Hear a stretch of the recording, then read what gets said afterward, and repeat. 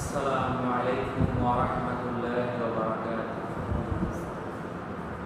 ইন্নাল হামদালিল্লাহ নাহমাদুহু ওয়া নুসাল্লি আলা রাসূলিল কারীম, আম্মা বা'দ।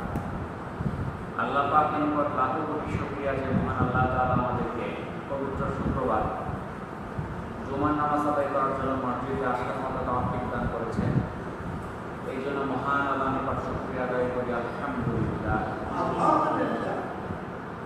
আজ পবিত্র জিলকদ মাসের শেষ শুক্রবার 27 তারিখ।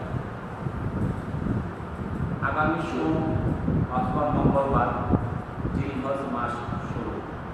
জিলহজ মাস হজের মাস।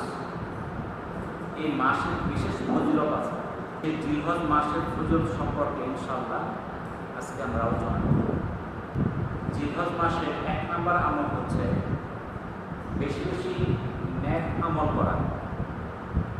আব্দুল্লাহ ইবনে আব্বাস রাদিয়াল্লাহু তাআলা আনহু থেকে বর্ণিত, তিনি বলেন, রাসূল সাল্লাল্লাহু আলাইহি সাল্লাম বলেছেন, এই 10 দিনের আমলের মতো অন্য কোনো দিনের নেক আমল আল্লাহর কাছে এত প্রিয় নয়। সাহাবীগণ বললেন, আল্লাহর পথে জিহাদও নয়? আল্লাহ রাসূল বললেন, না, আল্লাহর পথে জিহাদও নয়। তবে ওই ব্যক্তি যে জীবন ও সম্পদ নিয়ে জিহাদের জন্য বের হয়ে আর কোনোদিন ফিরে আসে না। সুনানে আবু দাউদের 2438, সুনান ইবনে মাজাহ 1727 এবং সহিহ বুখারী 970 নম্বর হাদিস। এই হাদিসটা একটু আমরা ভালোভাবে বোঝার চেষ্টা করি। আল্লাহ রাসূল বললেন, এই জিলহজ মাসের 10 দিনের আমল আল্লাহর কাছে এত প্রিয় যে এর চেয়ে বেশি প্রিয় আমল আর নাই। তখন সাহাবীরা জিজ্ঞাসা করল, জিহাদও কি এর চেয়ে উত্তম নয়? আল্লাহ রাসূল বললেন, না। তবে তার কথা ভিন্ন, যে জিহাদে বের হয় আর কখনোই ফিরে আসে না, অর্থাৎ শহীদ হয়ে যায়। জিহাদ করতে যায় যে শহীদ হয়ে যায়, তার আমলটা এই 10 দিনের আমল হিসেবে উত্তম। তো যাই হোক, আমাদের মতো লোকদের দ্বারা জিহাদ করা সম্ভব না, কারণ আমাদের ঈমান এতই দুর্বল, আমাদের জানের প্রতি এতই মহব্বত, জিহাদের কথা শুনলে আমরা গর্বে যাই লোক। একটা আমলের কথা আল্লাহ রাসূল আমাদের শিখাই দিলেন। কি আমল? এই জিলহজ মাসের প্রথম 10 দিনের আমল। সেই 10টা দিন সামনে, এই সোমবার কিংবা মঙ্গলবার থেকে শুরু হয়ে যায়। আজকে হচ্ছে শুক্রবার, তার মধ্যে 2টা দিন বাকি। তাহলে জিলহজ মাস পড়ে গেলেই আমাদের 10 দিন যেতে, 10টা দিন, এই 10টা দিনের আমল আমাদের ছাড়া যাবে। তো 10টা দিন আমরা কি আমল করব? আমাদের জন্য 5 ওয়াক্ত নামাজ, এটা তো সারা বছরই আমাদের জন্য খরচ। জিলহজ মাসেও খরচ, অন্য মাসেও খরচ। কিন্তু আমাদের খেয়াল রাখতে হবে, জিলহজ মাসে যে 10টা দিনের আমল যেহেতু অনেক বেশি ফজিলতপূর্ণ, তাহলে এই 10টা দিনে আমাদের যেন নামাজের কোনো ঘাটতি না হয়, কাজা না হয়ে যায়, জামাত ছুটে না যায়, সেই ব্যবস্থা আমাদের করতে হবে। তাহলে আমাদেরকে এই জিলহজ মাস শুরু হওয়ার সাথে সাথে আমাদের নামাজের গুরুত্বটা আরো বাড়াই দিতে হবে। 2 নাম্বার আমল হচ্ছে জিকির করা। এই 10 দিন আমরা বেশি বেশি জিকির করব। সুবহানাল্লাহ, আলহামদুলিল্লাহ, ওয়া লা ইলাহা ইল্লাল্লাহ, আল্লাহু আকবার, লা ইলাহা ইল্লাল্লাহ। এটা একদম শ্রেষ্ঠ জিকির। সুবহানাল্লাহি ওয়া বিহামদিহি, সুবহানাল্লাহিল আযীম। সহিহ বুখারী শেষ হাদিস। আল্লাহ রাসূল বলেন, 2টা বাক্য বলতে খুব সহজ, কিন্তু ওজনে খুব ভারী। নেকের পাল্লায় খুবই ভারী, বলাটা সহজ। বাক্য দুটা কি? সুবহানাল্লাহি ওয়া বিহামদিহি, সুবহানাল্লাহিল আযীম। আমরা বেশি বেশি পড়ব। 3 নাম্বার কাজ হচ্ছে মন্দ কাজ থেকে বিরত থাকা। আমাদের চেষ্টা করতে হবে যেন এই 10 দিনে আমাদের দ্বারা কোনো মন্দ কাজ না হয়।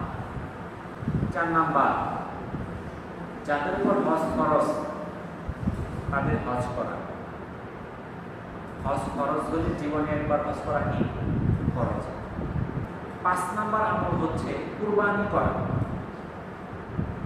জিলহজ মাসে 10, 11, 12 এই 3 দিনের যে কোনো দিন কোনো ব্যক্তির মালিকানা নিত্য প্রয়োজনীয় জিনিসের অতিরিক্ত 7.5 ভরি স্বর্ণ বা 52.5 তোলা রূপার সমপরিমাণ মুদ্রা বা সম্পদ যদি তার কাছে থাকে তাহলে তার জন্য কুরবানি করা ওয়াজিব, সেটা পুরুষ হোক আর মহিলা হোক।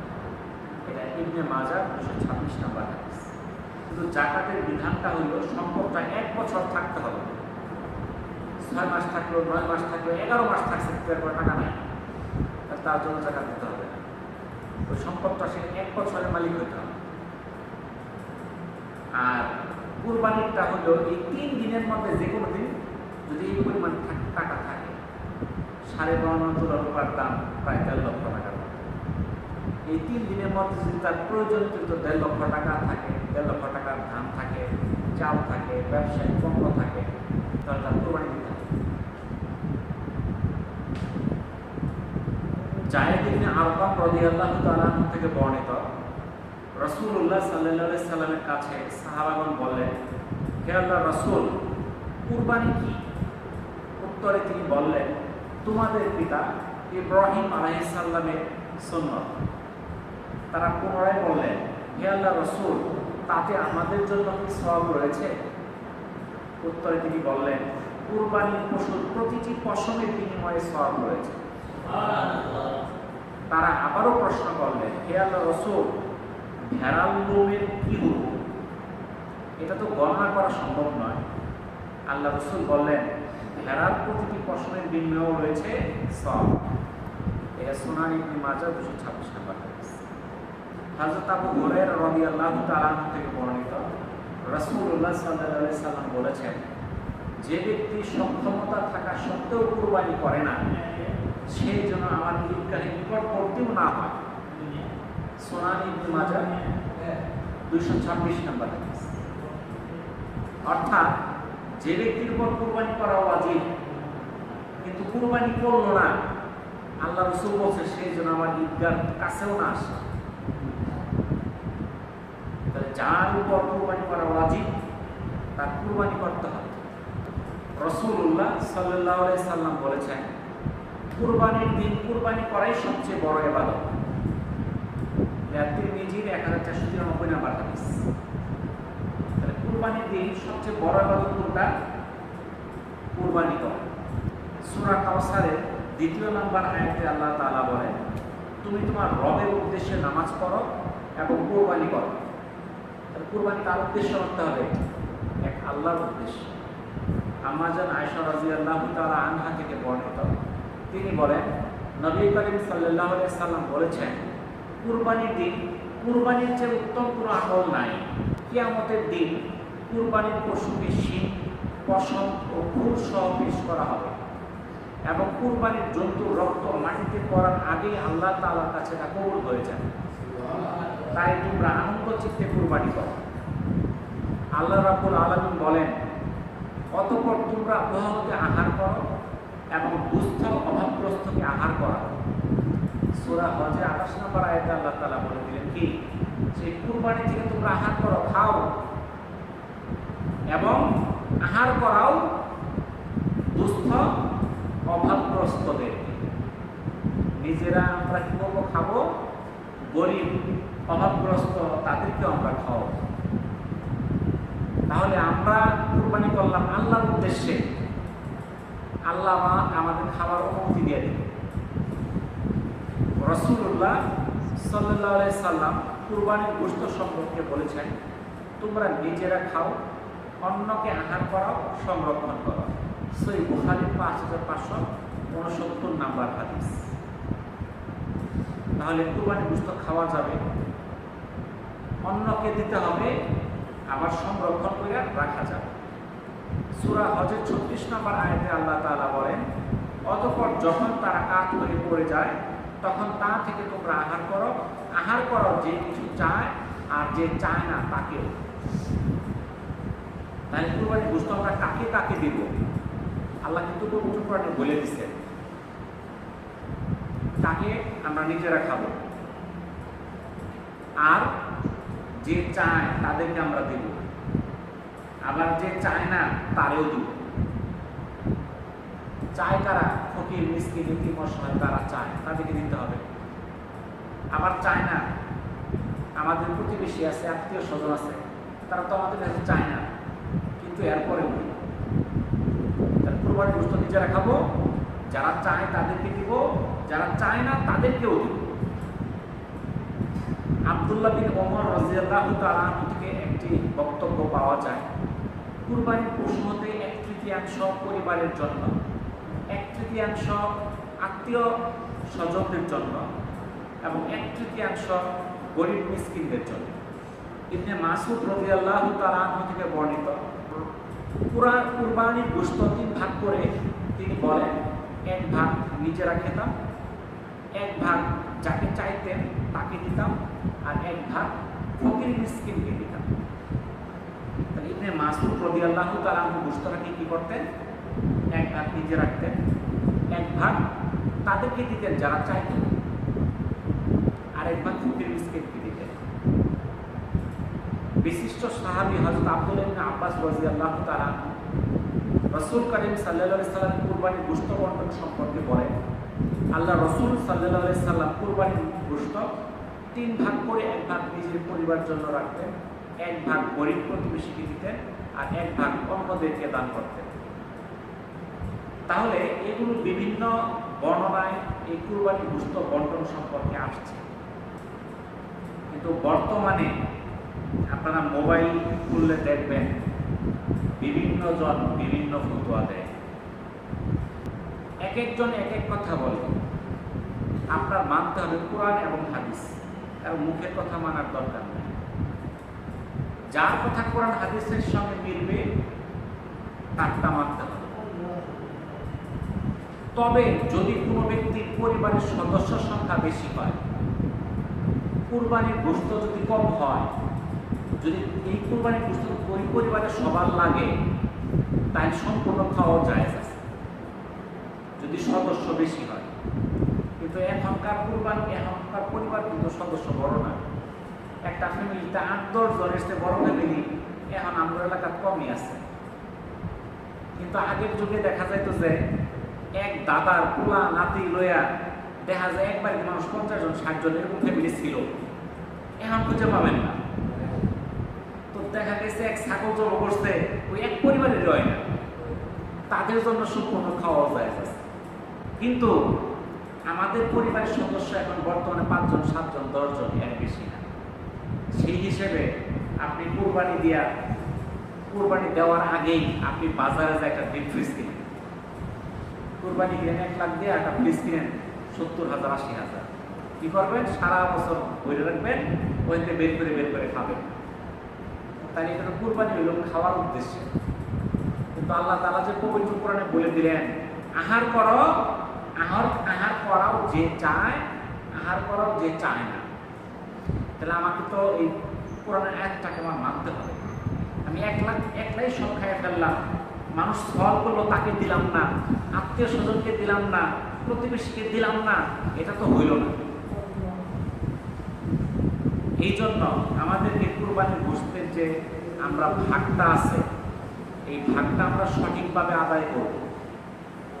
অনেক সময় দেখা যায় আমরা কুরবানির দিন আমরা বিভিন্ন লোককে কাজ করাই, আমাদের সাথে কাজ করে, সহযোগিতা করে। তো সহযোগিতা করার কারণে তার বন্ড 2 বাড়ায় দিই, কিন্তু বিধান হলো তাকে বন্ড বাড়ায় দেওয়া যাবে না। আমরা সবাই যা দেই, যে কাজ করছে ওরা ওইটুকু দিব।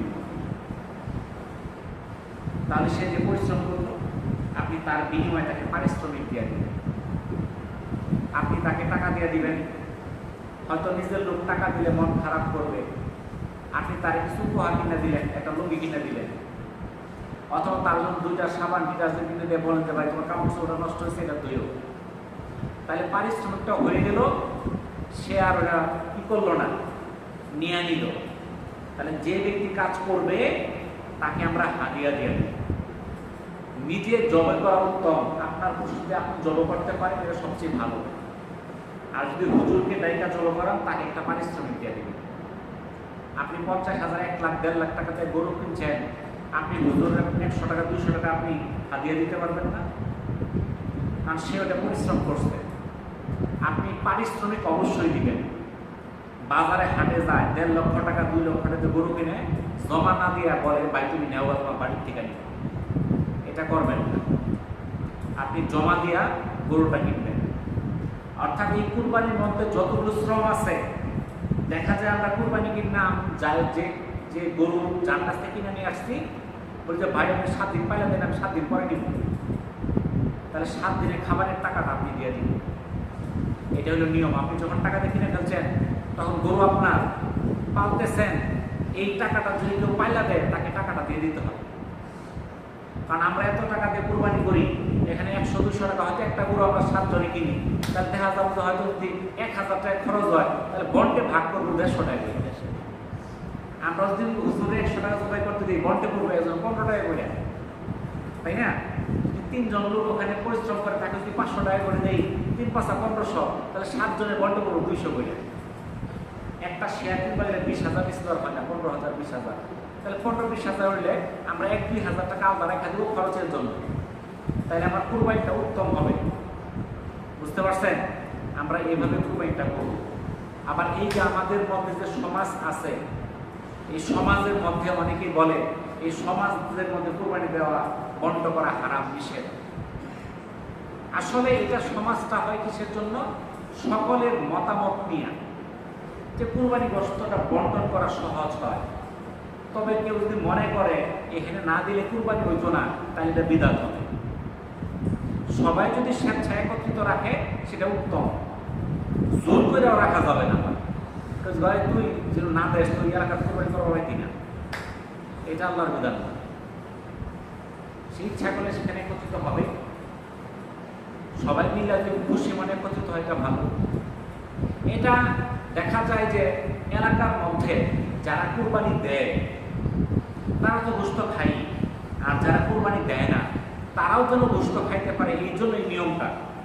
কিন্তু আমরা দেখা যায় আমরা যখন বন্ট করি, যে কুরবানি দেয় অরেও বন্ট দিই, যে কুরবানি দেয় না অরেও দিই। আমাদের উত্তম হলো যারা যারা কুরবানি দিচ্ছে না তাদেরকে আমরা এই ভাগটা দিই।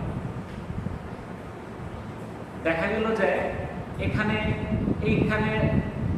ধরলাম 60টা ফ্যামিলি আছে, 10 জন কি করছে কুরবানি দিচ্ছে, 50 জন দেয় নাই। তাহলে 50 জনের বাড়িতে আমরা সমবন্টন করে দিয়ে দিলাম।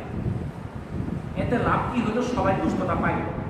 আর আমরা যদি নিজের আলাদা আলাদা কুরবানি করতাম, আলাদা আলাদা দিতাম, তাহলে কি হইতো? কেউ আসতে 5 জনটা পাইতো, এমনও কেউ থাকতো আর কেউ দিচ্ছে না, এরকম হইতো। এই জন্য সবাই যেন পায়, এই জন্য এই নিয়মটা করলে ক্ষতি নাই। কিন্তু এটা করার যদি কেউ বাধ্যতামূলক মনে করে, তাহলে সেটা সঠিক না। এটা একটা সুষ্ঠু বন্টনের আমরা পদ্ধতি, এটা ফরজ না, ওয়াজিব না, সুন্নত না। আমাদের দেখা যায় এই কুরবানি করতে যায় আমাদের নামাজ ছুটে যায়, জোহর আসর দিক দিয়ে যায়, আমরা ঘুষ পাই না।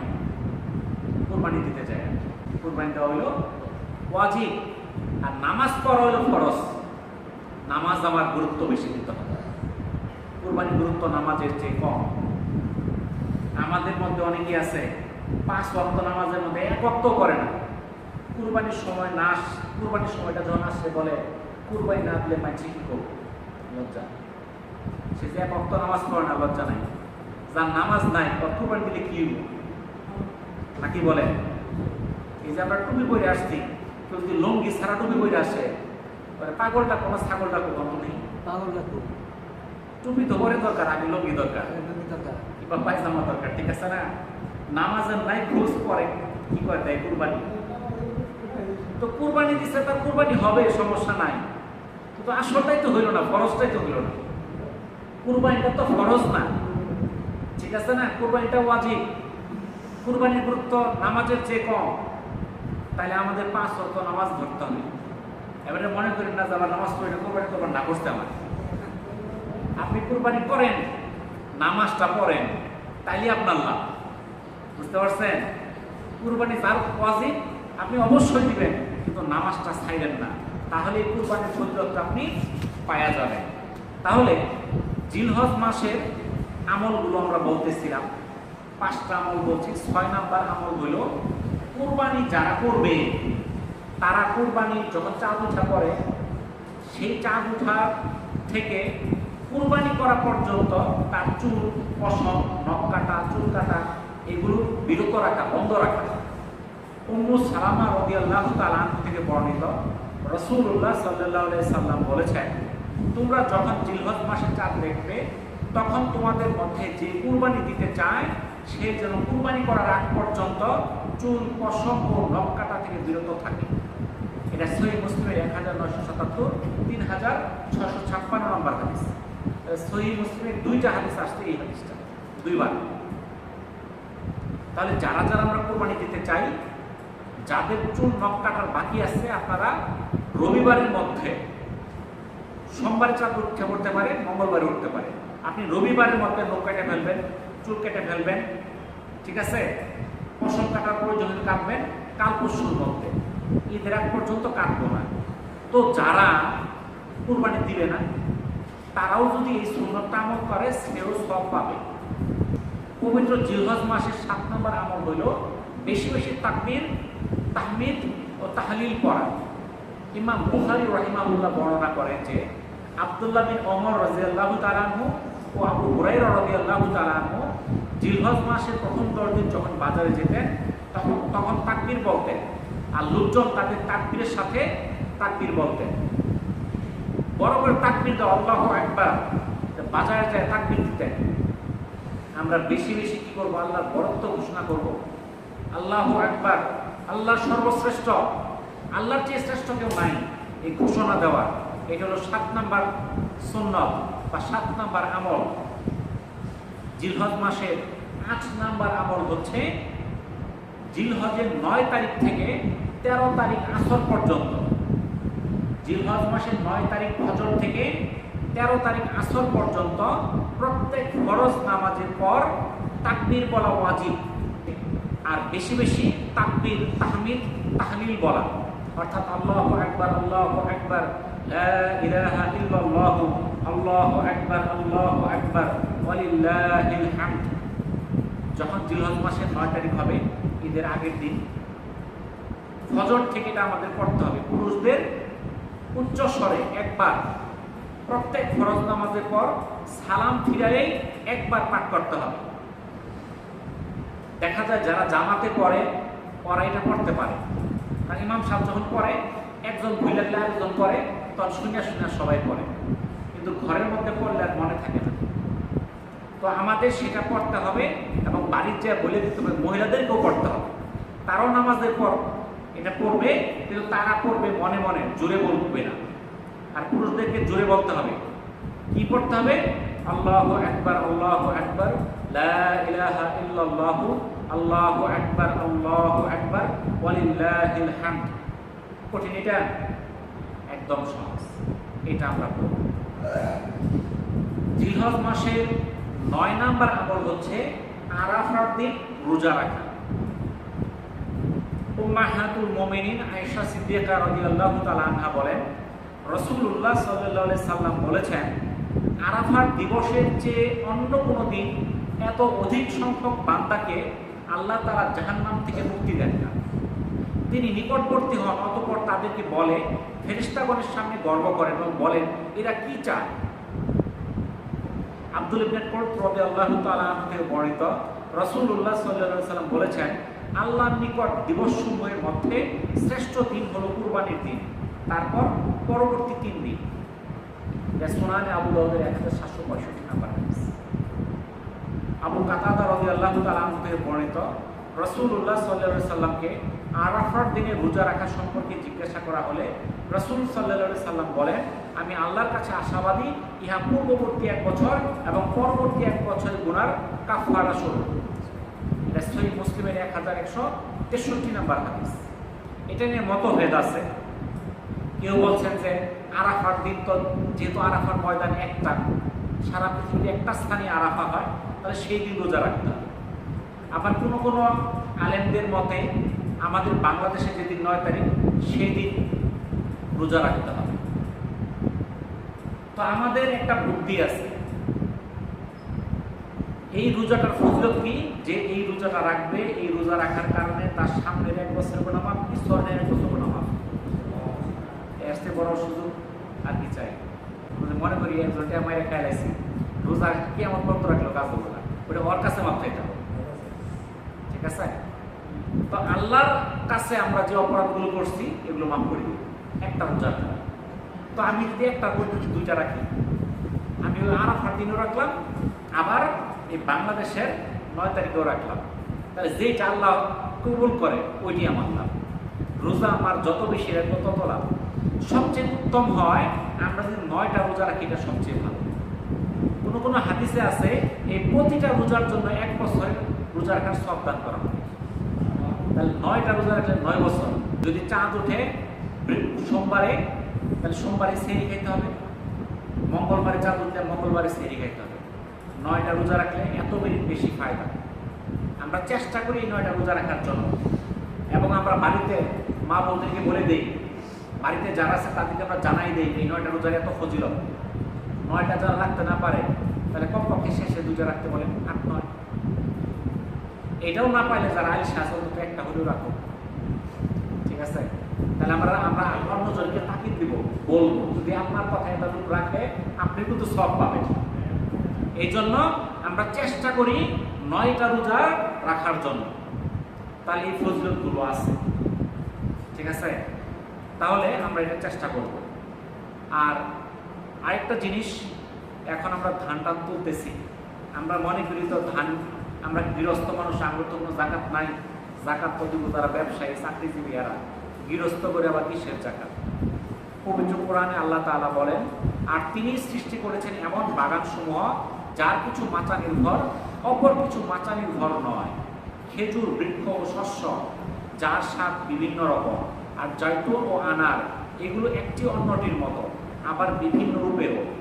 যখন এগুলো ফলবান হয় তখন সেগুলোর ফল খাবে, এবং ফসল তোলার দিন সে সবের হক প্রদান করবে।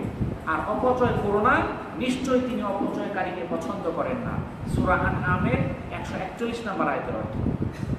আমরা যে ফসল ফলাই, কিছু মাছার মধ্যে দিয়ে ফলাই, কিছু মাছা ছাড়া ফলাই, বিভিন্ন রকম বৃক্ষ, খেজুর সহ ফলের বৃক্ষ আছে, শস্য আছে, শস্য বলতে ধান, গম, ভুট্টা, এগুলো হলো শস্য, এক একটা স্বাদ এক এক রকম। এগুলো যখন ফলবান হবে সেই ফল আমরা খাবো, এবং ফসল তোলার দিন সেই সবের হক প্রদান করতে হবে। যেদিন ফসল খাবো তার হক, যেটা আরবিতে বলা হয় উসর, যার অর্থ হলো 1/10, 10 ভাগের 1 ভাগ। যদি আল্লাহর পানিতে হয় 10 ভাগের 1 ভাগ, যদি সেচের পানিতে হয় 20 ভাগের 1 ভাগ। এটা আল্লাহর রাস্তায় দান করা। সূরা বাকারার 267 নম্বর আয়াতে আল্লাহ তাআলা বলেন, হে মুমিনরা, তোমরা যা উপার্জন করো এবং আমরা যা ভূমি থেকে তোমাদের জন্য উৎপাদন করে দিই, তন্মধ্যে যা উৎকৃষ্ট তা ব্যয় করো। তাহলে আল্লাহ কি বললো? তোমরা যা উপার্জন করো এবং ভূমি থেকে যা উৎপাদিত হয় তন্মধ্যে উৎকৃষ্ট অংশ আল্লাহর পথে ব্যয় করো। আমরা মনে করি আমরা ধান লাগাইছি, আমরা কাটছি, আমরা সার দিছি, আমরা বীজ দিছি, এ নবর নাই শরীকে লেগে আল্লাহর হক কি করছি আমি, এই তো মনে করি করছি আমি। কিন্তু যখন শিলাবৃষ্টি শুরু হয় তখন নাম মুখে কার আসে? আল্লাহ। যেই ধানটা ঘরে উঠাইছি, আল্লাহ তাআলা যদি চাইতো যেই শিলাবৃষ্টিতে ভর্তিগ্রামে হয়েছে আর 1 সপ্তাহ কিংবা এক মাস পরে হইলে কি অবস্থা হইতো? ধান করে ঘরে উঠতো না। তাহলে আল্লাহ তাআলা এই ধান কিন্তু আমাদের ঘরে উঠানোর সুযোগ দিচ্ছে। তাহলে জাকাত বা উসর কতটুকু হইলে দিতে হবে? ইমামদের মতে 5 উসাকের কম উৎপন্ন ফলের জাকাত নাই। 5 উসাক মানে প্রায় 25 মণ। 25 মণ যদি ধান কারো হয় তাহলে তার উসর দিতে হবে, জাকাত দিতে হবে। কতটুকু? সেচ ছাড়া হলে 10 ভাগের 1 ভাগ, আর সেচের মাধ্যমে হলে 20 ভাগের 1 ভাগ। এখন আমরা জাকাত কি করি? এই জাকাত তো মসজিদে কিছু দিছি, ফকির কিছু দিছি। জাকাত, ফিতরা, সদকা এগুলো মসজিদে দেওয়া যাবে না। মসজিদ আল্লাহর ঘর, পবিত্র ঘর। এখানে উত্তম দান দিতে হবে, বুঝতে পারছেন? আপনার যে উৎসরের ধানটা, এটা আপনার নিয়ম হইলো আপনার ধান আনবেন আগে, আপনার ধানের থেকে উৎসর কয় মন ভাগ করে এটা আলাদা রেখে বাকিটুকু মাথায় উঠাবে। এগুলো বিধান, ইসলামের বিধান। ইসলাম আমাদের জাকাত দেওয়ার নিয়মটা কি? জাকাত কিন্তু সারা বছর দেওয়া যায়। আপনি রোজাও দিতে পারবেন, রোজা ছাড়াও দিতে পারবেন, কয়দিন আগেও দিতে পারবেন, কয়দিন পরেও দিতে পারবেন। উৎসরের বিধান হলো যেদিন ফসল উঠাবে সেদিন উৎসরকে বন্ধ করতে হবে। এটা হলো ইসলামের বিধান। যদি আমরা মানি না, আমি কোনো জাকাত উৎসর 1000 জনে একজন দেয় কিনা সন্দেহ, তো দেওয়া দেয় 1 দর 2 দর মাইপা দেন। নিয়ম হলো তার মাইপা, তার 100 মণ ধান হয়েছে, তাহলে 100 মণ হলে 20 মণে 1 মণ, তাহলে 5 মণ দিতে হবে। 5 মণ আপনার সরে রেখা 95 মণ মাথায় উঠাইতে হবে। এখন আমরা যদি মনে করি যে এই 5 মণ ধান দিয়ে দেবো, 5 মণ ধান দাম বর্তমানে 5,60,000 টাকা, এত টাকা আমার তো কামলা মানি সব গেছে না, সার বিষ সব গেছে, এটা বইলা আমি ধান 120 টাকা আমি মাছার মধ্যে উঠাই রাখলাম, এতে আমার সম্পূর্ণ ধান থেকে বরকত শেষ হয়ে যাবে এবং সেই বিশুদ্ধ খাদ্যটা আমার জন্য আর বিশুদ্ধ থাকলো না, হালাল থাকলো না। জাকাত এর অর্থ হলো বিশুদ্ধতা, এটা আমাদের খাদ্যশস্যকে বিশুদ্ধ করে দেবে। কিন্তু ওইটার মধ্যে অপরের হক দুইটা বলবে, আমার সম্পূর্ণ খাদ্যের মধ্যে অপরের হক ঢুকবে, বরকত চলে যাবে। আমরা 5 মণ ধানকে অনেক বেশি মনে করলাম, কিন্তু যখন বরকত শেষ হয়ে যাবে, এমন একটা অসুখ হবে, যাই আর ডাক্তার কাছে যাবেন, পরীক্ষা করে দিচ্ছে 10,000, আরো 3 মাস ওষুধ খাইছেন আরো 5,000, ঘুরে ফিরে গেছে 20,000, তখন কিন্তু ধানের মাছা অর্ধেক খালি হয়ে গেছে, তখন কিন্তু চিন্তা করেন না। আমরা জাকাতের যে উৎসর যে ধানটা, এটা আমরা দিয়ে দিই। এটা জাকাত দেওয়ার 8টা খাত আছে, খাতগুলো আপনারা জানেন, আজকে সেগুলো বলবো না, আমাদের সময় হয়ে গেছে। আমরা সেই খাত ভিত্তিক সেগুলো বন্টন করবো, সেগুলো দিয়ে দেবো। আর মসজিদের জন্য আমরা যে দানটা করি সেটা জাকাত থেকে না, আমরা সাধারণ দান হিসেবে আমরা মসজিদে সেই ধানটা আমরা দিব। তো আমরা যে আলোচনাগুলো করলাম, আল্লাহ তাআলা আমাদেরকে আমল করার তৌফিক দান করুন। ওয়া আখিরু দাওয়ানা আনিল হামদুলিল্লাহি রাব্বিল আলামিন। আসসালামু আলাইকুম ওয়া রাহমাতুল্লাহি ওয়া বারাকাতুহু।